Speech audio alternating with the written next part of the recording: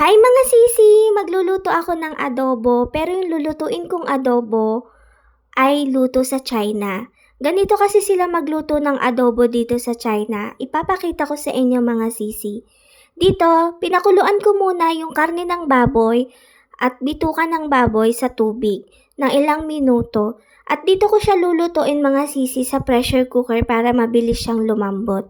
Kasi dito yung karne ng baboy dito sa China mga sisi, medyo matigas, hindi katulad sa atin sa Pilipinas. Dito mga sisi, naglagay lang ako ng pangpalasa dito.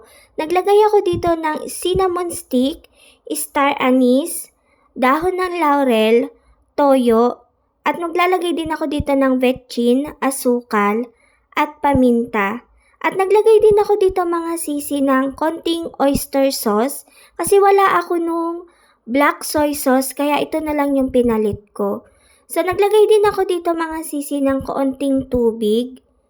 Nakalimutan ko pala mga sisi, maglalagay din ako dito ng luya, buti na alala ko, at sibuyas. Pakuluan lang natin to mga sisi na mga ilang minuto.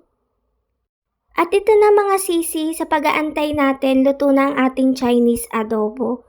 Mga sisi, magtataka kayo kung bakit buo nilagay ko yung karne at saka yung bituka. Tsaka ko siya hiniwa-hiwa nung luto na. Kaya ayan na siya mga sisi, luto na ang ating Chinese adobo. Ayun lang mga sisi, siyesye.